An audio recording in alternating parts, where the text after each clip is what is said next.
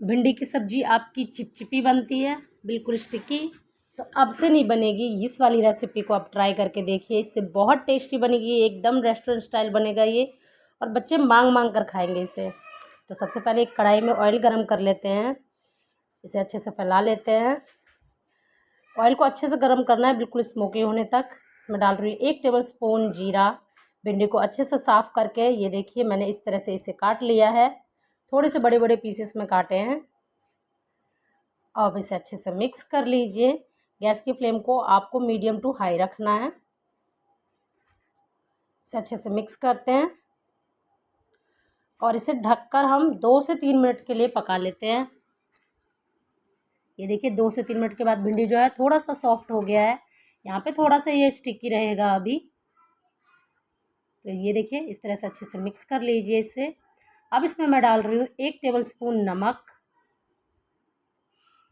नमक आप अपने टेस्ट के अकॉर्डिंग डालिएगा। और यहाँ पे जो है नमक डाल देते हैं, जिससे क्या होगा भिंडी में जो है नमक अंदर तक चली जाए बिल्कुल। तो अब इसे अच्छे से मिक्स करते हैं और इस तरह से चलाते हुए इसे पका लेते हैं। और हमें इतना पकाना है, ये देखिए।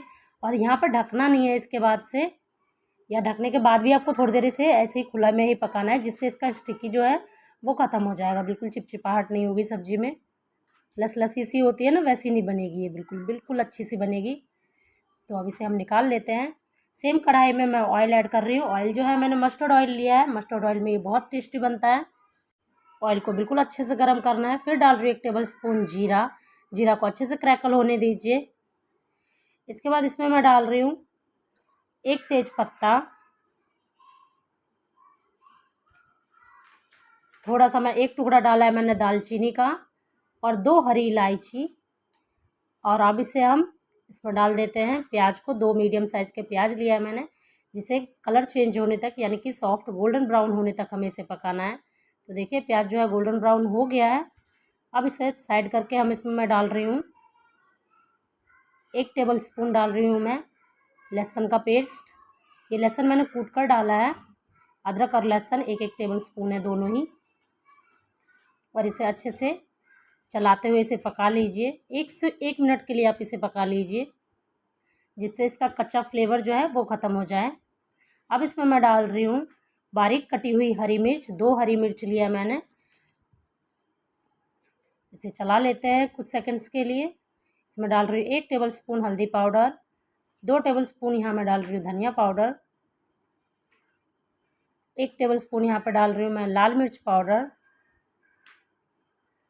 और अब इसमें मैं ऐड कर रही हूँ थोड़ा सा पानी, 2 से 3 टेबल स्पून के अराउंड, जिससे मसाले जो हैं जले नहीं। आप चाहे तो मसालों का पेस्ट बनाकर भी डाल सकते हैं, पहले से ही मसाले पानी में मिक्स करके घोल के अच्छे घोल बनाकर फिर डाल सकते हैं। यहाँ पर डाल दिया है मैंने 2 से 3 टमाटर की प्योरी। और इसे अच्छे से चलाते हुए हमें इसे पकाना है जब तक कि ऑयल जो है सेपरेट ना हो जाए। यहाँ पे 1 टेबल स्पून डाल रही हूँ मैं नमक।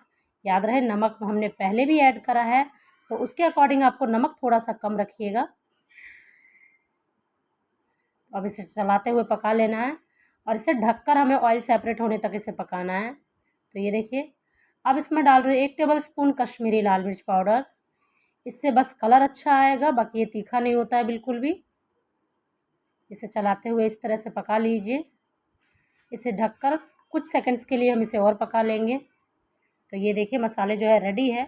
अब डाल देते हैं इसमें फ्राई किया हुआ भिंडी। तो ये देखिए फ्राई किया हुआ भिंडी अब डाल दिया है। इसे अच्छे से मिक्स कीजिए। इसे चलाते हुए अच्छे से पका लीजिए।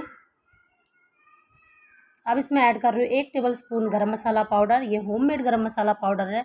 ये बहुत ही फ्लेवरफुल है, बहुत ही टेस्टी बनता है इससे सब्जी। अब इसे अच्छे से मिक्स करते हैं। इसे ढककर हमें कुछ देर के लिए और पका लेना है। तो ये देखिए इससे ऑयल जो है सेपरेट हो गया है। और ये देखिए सब्ज़ी जो है कितनी अच्छी बन के रेडी है। ये जितनी टेस्ट देखने में टेस्टी है, ये उतने ही खाने में भी बहुत टेस्टी होता है। इस रेसिपी को आप एक बार ज़रूर ट्राई कीजिएगा और मुझे कमेंट करके बताइएगा कि आपको ये रेसिपी कैसी लगी। एंड में मैं डाल रही हूँ इसमें बारीक कटा हुआ फ्रेश धनिया। और इसे अच्छे से मिक्स कीजिए। आप इसे गर्मा गर्म सर्व कीजिए रोटी या फिर पराठे के साथ।